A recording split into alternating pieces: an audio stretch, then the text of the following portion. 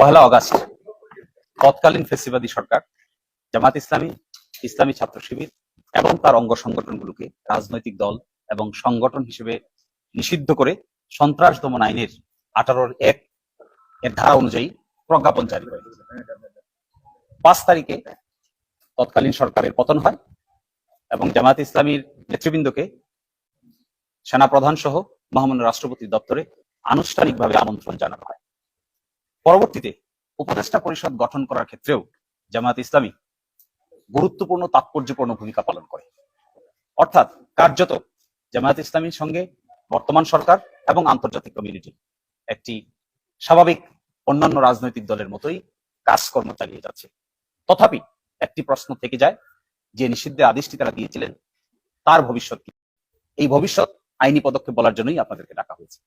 আসসালামু আলাইকুম সুপ্রদর্শক, আপনারা জানেন হাসিনা পতনের মাত্র 4 দিন আগে জামাত ইসলাম এবং ইসলামী ছাত্র শিবিরকে নিষিদ্ধ করেছিল। দল হিসেবে বাংলাদেশ থেকে, বাংলাদেশের মাটি থেকে জামাত এবং শিবিরকে নিষিদ্ধ করেছিল হাসিনা সরকার। তো আগামীকাল এই নিষিদ্ধ প্রত্যাহার হতে যাচ্ছে, এমনটি দাবি করেছেন বাংলাদেশ জামাত ইসলামীর আইনজীবী শিশির মনির। এ সম্পর্কে তিনি বিস্তারিত কথা বলেছেন সাংবাদিকদের সামনে, আমরা শুনে আসবো বিস্তারিত। এই বিষয়টি মাননীয় প্রধান উপদেষ্টার দপ্তরে বিস্তারিত আলোচনা হয়। বিস্তারিত আলোচনা হওয়ার সাপেক্ষে আইনজীবীকে দায়িত্ব দেওয়া হয়। যেহেতু এখানে একটা আইনি বিষয় জড়িত আছে, জামাত নিযুক্ত আইনজীবীরা সংশ্লিষ্ট সরকারের দপ্তর সমূহে উচ্চপদস্থ কর্মকর্তা এবং সরকারের উপদেষ্টাদের সঙ্গে সিরিজ অফ আলোচনা চালিয়ে যান। এক পর্যায়ে কি আইনি পদক্ষেপ নিলে পরে এই জিনিসটি সলিউশন করা সম্ভব, এর অংশ হিসেবে আমাদের পক্ষ থেকে আমরা স্বরাষ্ট্র মন্ত্রণালয়ে রিকোয়েস্ট করা হয়। এই রিকোয়েস্টের অংশ হিসেবে তারা আমাদেরকে জানিয়েছেন সকল প্রশাসনিক কর্মকাণ্ড সম্পন্ন হয়েছে, আজকে সরকারি ছুটির দিন। তাদের দেওয়া তথ্য অনুযায়ী আমরা আশা করছি দ্রুততম সময়ের মধ্যে, এমনকি আগামীকালকের মধ্যেই এই নিষিদ্ধের আদেশটি প্রত্যাহার হবে বলে আমাদের তথ্য মতো কনফার্ম করেছেন। আমরা মনে করি যে আইনি পদক্ষেপ আছে, সেই আইনি পদক্ষেপ অনুযায়ী জামাত ইসলামী পথ চলতে চায়। আমাদেরকে আইনজীবী হিসেবে আমাদের কর্মকাণ্ড হলো সন্ত্রাস দমন আইনের 19 ধারা এবং সন্ত্রাস দমন আইনের 18 ধারা অনুযায়ী পরবর্তী পদক্ষেপ কি হবে এটি বাতলিয়ে দেয় আমাদের কাজ। আমরা তা করেছি, আলোচনা হয়েছে, ফলপ্রসূ আলোচনা হয়েছে। আশা করি আগামীকাল অথবা দ্রুততম সময়ের মধ্যেই তারা আরেকটি প্রজ্ঞাপন জারি করে অতীতের জারি করা প্রজ্ঞাপনটি বাতিল ঘোষণা করবেন। তখন আপনারা নিশ্চয়ই এ ব্যাপারে বিস্তারিত জানতে পারবেন। নিবন্ধনের বিষয়ে কি করতে পারেন? আচ্ছা, কোন গ্রাউন্ডে বাতিল করেছিলেন, কোন গ্রাউন্ডে আপনারা প্রত্যাহার চেয়েছেন? জি, বাতিল করেছিল যে কয়টা কারণ, তার মধ্যে সর্বশেষ কারণ ছিল যে তাদের কাছে, তৎকালীন সরকারের কাছে নির্ভরযোগ্য তথ্য আছে যে জামাত ইসলামী এবং তার অঙ্গ সংগঠনগুলো সন্ত্রাসী কর্মকাণ্ডের সঙ্গে জড়িত। অথচ কি ধরনের সন্ত্রাসী কর্মকাণ্ড, কি সেই সন্ত্রাস, কি সেই অ্যাক্টিভিটি, এই মর্মে কোনো ব্যাখ্যা তৎকালীন সরকার দেয়নি। আমরা বর্তমান সরকারকে এটা বলেছি যে আপনাদের কাছে যদি কোনো নির্ভরযোগ্য তথ্য থাকে, কোনো সুনির্দিষ্ট তথ্য থাকে, তাও আপনারা আমাদের দেখাতে পারেন।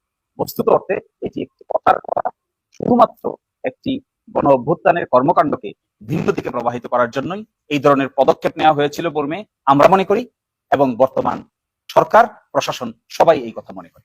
আপনারা এটা আদালতে না যে সরাসরি কেন প্রজ্ঞাপনের মাধ্যমে? কারণ হলো সন্ত্রাস বিরোধী আইনের বিধান আছে 19 নম্বর ধারা অনুযায়ী আদালতে আসার আগে সংশ্লিষ্ট সরকার কিংবা সংশ্লিষ্ট কর্তৃপক্ষই এই ব্যাপারে পদক্ষেপ নিতে পারেন।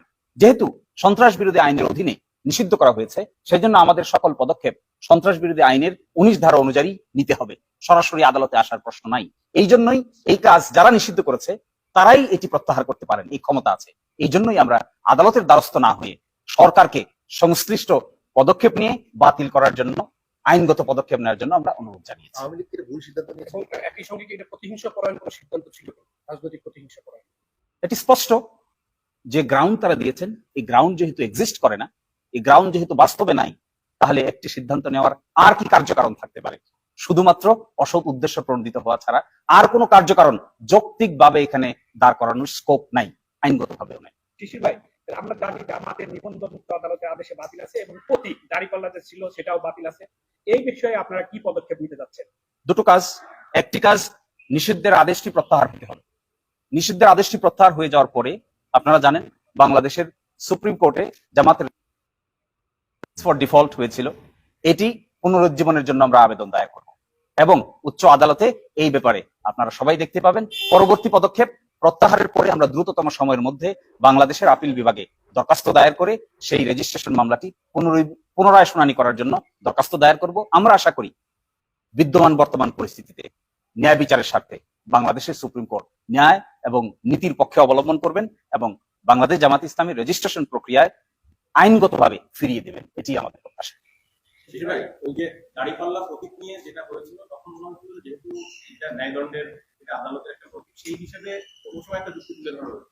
এখন এটা যদি আবারও বলা হয় আমাদের প্রতীক পরিবর্তন করার কোনো পরিকল্পনা আমাদের আছে কিনা এরকম কোনো আলোচনা হয়েছে? দেখুন, জামাতের সামনে ইস্যু হলো এখন জামাতের নিষিদ্ধের আদেশ সরকারিভাবে প্রত্যাহার করা।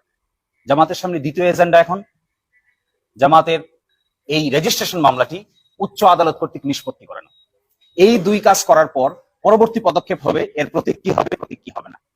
যেহেতু রেজিস্ট্রেশন মামলার আগে তার প্রতিজ্ঞা ছিল, আপিল বিভাগ যদি পজিটিভ ভাবে এই মামলা নিষ্পত্তি করেন তাহলে অতীতের প্রতীকেই তারা ফিরে পাবে, এটি আইনগত বিধান। ওটা কিন্তু রায়ের মাধ্যমে নেই, ওটা একটা সুপ্রিম কোর্টের ফুল কোর্টের সেবাই সিদ্ধান্ত হয়েছে। সেক্ষেত্রে ফুল কোর্টের সেবা আপনি কিভাবে সিদ্ধান্ত করবেন? দেখুন, ফুল কোর্ট, সুপ্রিম কোর্টের ফুল কোর্ট একটি প্রশাসনিক বডি, এটি কোনো বিচারিক কার্যকারণের ক্ষমতা তাদের নেই। আর বাংলাদেশের হাইকোর্ট বিভাগ কিংবা আপিল বিভাগ এটি একটি বিচারিক কার্যকারণের ক্ষমতা তাদের আছে। কোন প্রশাসনিক সিদ্ধান্ত নিশ্চয়ই কোনো বিচারিক সিদ্ধান্তের উপরে প্রাধান্য পাবে না। বিষয়টা আপনারা কিভাবে দেখছেন অবশ্যই আপনাদের মূল্যবান মন্তব্য কমেন্ট বক্সে জানাবেন। সবসময় সত্য নির্ভর তথ্য পেতে স্বাধীন বাংলা ইউটিউব চ্যানেল সাবস্ক্রাইব করে আমাদের সাথে থাকুন। আসসালামু আলাইকুম ওয়া রাহমাতুল্লাহি ওয়া বারাকাতুহু।